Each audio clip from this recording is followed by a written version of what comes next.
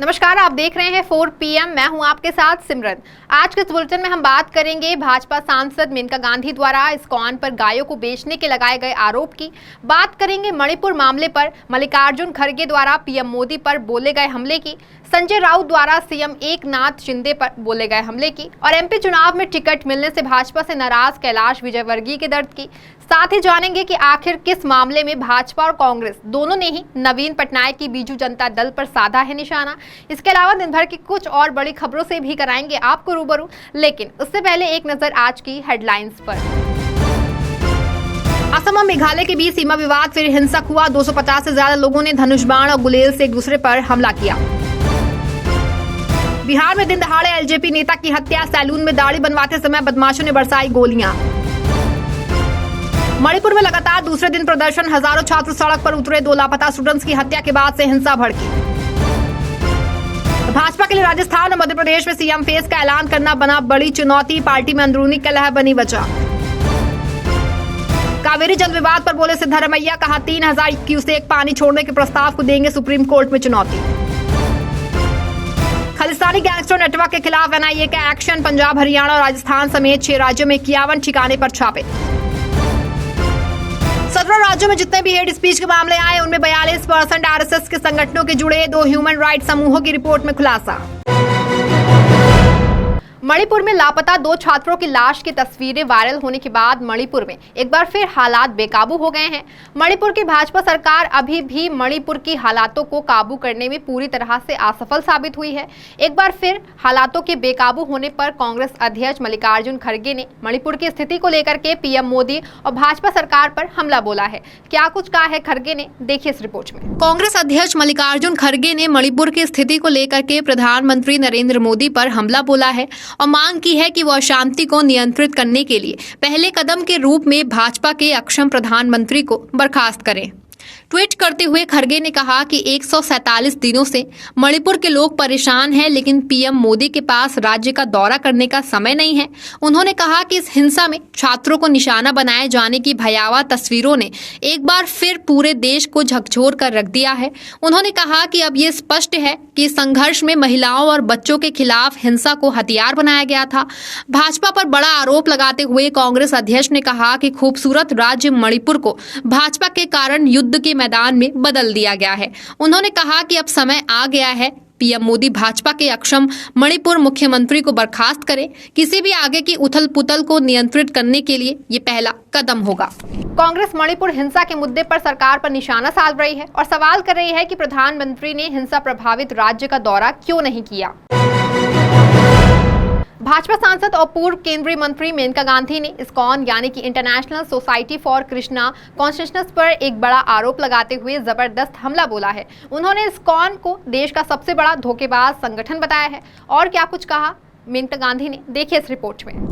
भाजपा सांसद ने इस्कॉन पर गायों को लेकर बड़ा हमला बोलते हुए आरोप लगाया है कि इस्कॉन अपनी गौशालाओं की गायों को कसाईयों को बेचता है। इस्कॉन को धोखेबाज बताते हुए मेनका गांधी ने कहा कि गौशालाएं स्थापित की जिन्हें चलाने के लिए उन्हें सरकार की तरफ से अनगिनत फायदे मिलते हैं, उन्हें बड़ी जमीनें मिलती हैं। उन्होंने आंध्र प्रदेश में इस्कॉन की एक गौशाला की अपनी यात्रा को याद करते हुए कहा कि हाल ही में अनंतपुर में गौशाला का दौरा किया था।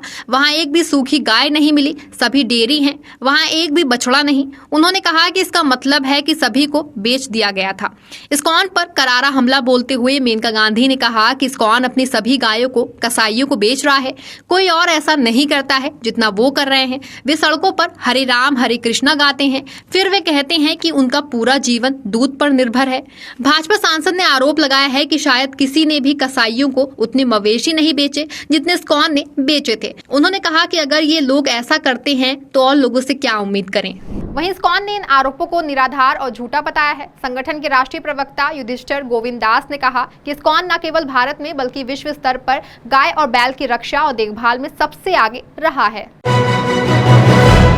कांग्रेस के राष्ट्रीय महासचिव प्रियंका गांधी आज सुबह गुपचुप ढंग से शिमला के शिव बावड़ी मंदिर हादसे में मृतकों के परिजनों से मिलने बालूगंज दोबारा पहुंची हैं। शिव बावड़ी मंदिर पहुंची प्रियंका गांधी ने इस दौरान मृतक पवन शर्मा की बेटी नितिका शर्मा और दामाद से मुलाकात कर उन्हें ढांढस बंधाया। अब प्रियंका गांधी वापस छराबड़ा लौट रही हैं। दरअसल प्रियंका गांधी इससे पहले 13 सितंबर को भी शिमला के शिव बावड़ी मंदिर पहुंची थी। उस दौरान उन्होंने कहा कि वहां दोबारा मिलने आएंगी, इसीलिए आज सुबह प्रियंका गांधी दिवंगत पवन शर्मा की बेटी से मिलने बालूगंज पहुंची। प्रियंका के बालूगंज पहुंचने की पुलिस को भी भनक नहीं थी। बता दें कि पवन शर्मा का 7 लोगों का परिवार 14 अगस्त के शिव मंदिर लाइन स्लाइड की चपेट में आ गया था। इस हादसे में पवन शर्मा, उनकी पत्नी, बेटा बहू व 3 नन्हे पोते पोतियों की मौत हो गई थी। अब एक लौती बेटी नितिका बची है। शिवसेना नेता संजय राउत महाराष्ट्र में बारिश की स्थिति को देखते हुए राज्य सरकार पर जमकर निशाना साधा है। इसको लेकर के उन्होंने सीएम एकनाथ शिंदे पर भी हमला बोला है। क्या कुछ कहा है राउत ने, जानिए इस रिपोर्ट में। बारिश से प्रदेश में बाढ़ जैसे हालात होने पर संजय राउत ने शिंदे सरकार पर जनता की परेशानी को अनदेखा करने का आरोप लगाते हुए मुख्यमंत्री एकनाथ शिंदे के गणेश चतुर्थी के कार्यक्रम में शामिल होने पर भी सवाल खड़े किए हैं। शिवसेना नेता ने मुख्यमंत्री एकनाथ शिंदे पर निशाना साधते हुए कहा कि पूरे नागपुर में पानी भर गया है, वहीं महाराष्ट्र का कुछ हिस्सा अभी सूखा पड़ा है। सीएम उन क्षेत्रों में क्यों नहीं जाते हैं? बाढ़ से प्रभावित क्षेत्रों में जाने के बजाय सीएम बॉलीवुड और टॉलीवुड हस्तियों के साथ गणेश चतुर्थी का त्योहार मना रहे हैं। संजय राउत ने सीएम शिंदे के विदेश दौरे पर भी सवाल उठाया। उन्होंने मुख्यमंत्री से सवाल किया है कि आप राज्य में क्या निवेश लाने जा रहे हैं? पहले महाराष्ट्र से गुजरात में गया निवेश को वापस लाएं। उन्होंने आगे कहा कि जब महाराष्ट्र मुसीबत में है तो ऐसे में सीएम के विदेश यात्रा का कोई मतलब नहीं बनता है। इसके अलावा राउत ने किसानों के मुद्दे पर भी भाजपा शिंदे सरकार को घेरा। गौरतलब है कि एकनाथ शिंदे के यूरोप दौरा स्थगित हो गया है। इस पर राउत ने कहा कि सीएम शिवसेना आदित्य ठाकरे और महाराष्ट्र के लोगों से डर गए हैं। ओडिशा के मुख्यमंत्री नवीन पटनायक की तरफ से केंद्र की मोदी सरकार को अच्छे काम के लिए 10 में से 8 नंबर दिए जाने को लेकर कांग्रेस बिफर गई है। वहीं इस तारीफ पर भाजपा ने भी बीजेपी को घेरा है और 10 में से 10 नंबर ना देने के लिए पटनायक सरकार पर निशाना साधा है। क्या है पूरा मामला, जानिए इस रिपोर्ट में। कांग्रेस की ओर से इस पर प्रतिक्रिया देते हुए पार्टी विधायक तारा प्रसाद बाहिनीपति ने कहा कि वो राज्य की पटनायक सरकार और केंद्र की मोदी सरकार दोनों को ही बड़ा 0 देना चाहेंगे। दोनों ने ही लोगों के लिए कुछ नहीं किया। वहीं भाजपा की ओर से भी इस मामले पर बीजेपी पर निशाना साधा गया है। ओडिशा में विपक्ष और भाजपा के नेता जय नारायण मिश्र ने कहा कि मुख्यमंत्री पटनायक को मोदी सरकार के पूरे काम के लिए 10 में से 10 अंक देने चाहिए थे। हालांकि मैं पटनायक को उनकी पूरी नाकामी के लिए 0 अंक देना चाहूंगा। प्रधानमंत्री का कामकाज भ्रष्टाचार से मुक्त है, लेकिन पटनायक सरकार गले तक भ्रष्टाचार में डूबी है। वहीं भाजपा कांग्रेस की इन प्रतिक्रियाओं पर पलटवार करते हुए बीजेपी विधायक शशि भूषण बेहरा ने कहा कि पटनायक को भाजपा और कांग्रेस के नेताओं से रेटिंग की जरूरत नहीं है। उन्होंने कहा कि ओडिशा के लोगों ने पटनायक को पहली बार 5 बार मुख्यमंत्री बनाकर उन्हें पूरे के पूरे अंक दिए हैं। कर्नाटक विधानसभा में मिली करारी हार के बाद भाजपा अब प्रदेश में काफी कमजोर हो गई है। ऐसे में लोकसभा चुनाव से पहले भाजपा ने जेडीएस से गठबंधन किया है, लेकिन ये गठबंधन जेडीएस के नेताओं को ज्यादा रास नहीं आ रहा है। इसीलिए जेडीएस नेता पार्टी से बगावत कर रहे हैं। हालांकि अब जेडीएस नेता व पूर्व मुख्यमंत्री एचडी कुमारस्वामी ने पार्टी में आंतरिक कलह से इनकार किया है। क्या है पूरा मामला, देखिए इस रिपोर्ट में। जेडीएस के एनडीए में शामिल होने के बाद पार्टी के अंदर अंदरूनी कलह जोर पकड़ती जा रही है। दरअसल पार्टी के अल्पसंख्यक नेताओं ने बीजेपी से गठबंधन के फैसले के बाद अपने आगे के भविष्य पर चर्चा करने के लिए बीते रविवार को एक बैठक की थी। इस बैठक में पार्टी नेताओं ने एनडीए में शामिल होने के फैसले पर असंतोष व्यक्त किया था। इसके बाद खबरें आने लग गई थी कि कुछ मुस्लिम नेताओं ने तो पार्टी भी छोड़ दी है। अब इस मामले पर जेडीएस नेता एचडी कुमारस्वामी ने कहा कि ऐसा कुछ नहीं है। कुमारस्वामी ने कहा कि नुकसान का कोई सवाल नहीं है, कोई भी इस्तीफा नहीं दे रहा है, कुछ कार्यकर्ता इस्तीफा दे सकते हैं। बता दें कि इससे पहले रविवार को ही जेडीएस के कर्नाटक उपाध्यक्ष सैयद सैफुल्ला ने पार्टी से इस्तीफा दे दिया था। उन्होंने इस्तीफा देते हुए कहा था कि जेडीएस ने एक ऐसी पार्टी से हाथ मिला लिया है जो समुदायों और जाति के बीच दरार पैदा करती है। राज्यसभा में 21 सितंबर को आरजेडी राज्यसभा सदस्य मनोज झा ने महिला आरक्षण बिल पर बोलते हुए ठाकुरों पर कविता सुनाई थी। अब इस कविता को लेकर बिहार के ठाकुर नेता नाराज हो गए हैं। इसको लेकर के पार्टी के अंदर ही अब बगावत शुरू हो चुकी है। क्या है पूरा मामला, जानिए इस रिपोर्ट में। मनोज झा की उस कविता पर अब आरजेडी के ही बाहुबली नेता आनंद मोहन ने कहा कि अगर मैं उस वक्त राज्यसभा में होता तो उनकी जीभ खींचकर उछाल देता सभापति की ओर।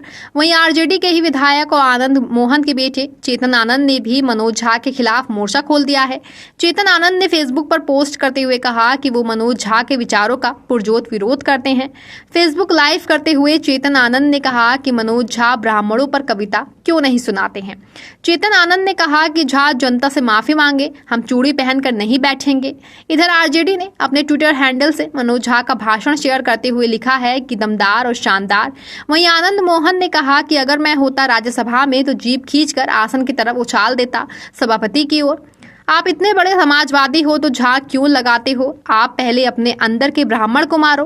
रामायण में ठाकुर, महाभारत में ठाकुर, सभी कथा में ठाकुर, मंदिर में ठाकुर हैं, कहां कहां से भगाओगे। इधर आरजेडी विधायक चेतन आनंद मोहन ने कहा कि आप ब्राह्मण हैं, इसलिए आपने ब्राह्मणों के विरोध में कविता नहीं पढ़ी। दरअसल महिला आरक्षण बिल पर सदन में अपनी बात रखते हुए आरजेडी के राज्यसभा सदस्य मनोज झा ने ओम प्रकाश वाल्मीकि की कविता तेल ठाकुर का चूल्हा ठाकुर का पढ़कर अंदर के ठाकुरों को मारने का आह्वान किया था। इसी पर अब विरोध शुरू हो गया है।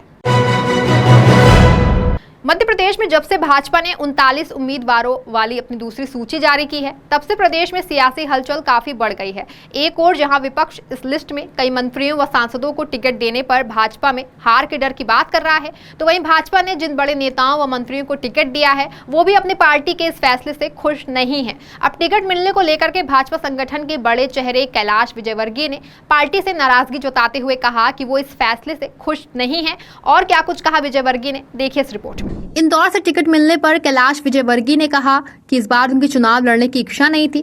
विजयवर्गीय ने कहा कि मैंने कहा था कि मैं चुनाव नहीं लड़ना चाहता, लेकिन पार्टी के वरिष्ठ नेताओं ने परसों मुझे कुछ दिशा निर्देश दिए। मैं असमंजस में था और घोषणा होने के बाद मैं आश्चर्यचकित रह गया। भाजपा नेता ने साफ कहा कि मैं अंदर से खुश नहीं हूँ। अब हम बड़े नेता हो गए हैं, हाथ जोड़ने कहाँ जाएं? मुझे अंदाजा नहीं था कि पार्टी मुझे टिकट देगी। विजयवर्गीय ने यह भी कहा कि मैं सोचता था कि मैं चुनाव नहीं लड़ूंगा, क्योंकि आकाश ने इंदौर शहर में अपनी जगह बनाई है। मेरी वजह से उसका राजनीतिक अहित नहीं होना चाहिए, ऐसा मेरे मन में एक पिता होने की हैसियत से भाव चल रहा था। गौरतलब है कि मध्य प्रदेश में इसी साल विधानसभा चुनाव होने हैं। इस बार प्रदेश में कांग्रेस की स्थिति काफी ज्यादा मजबूत नजर आ रही है। इस बुलेटिन में आपके लिए बस इतना ही। ऐसी बड़ी तमाम खबरों से जुड़े रहने के लिए देखते रहें 4 PM। धन्यवाद।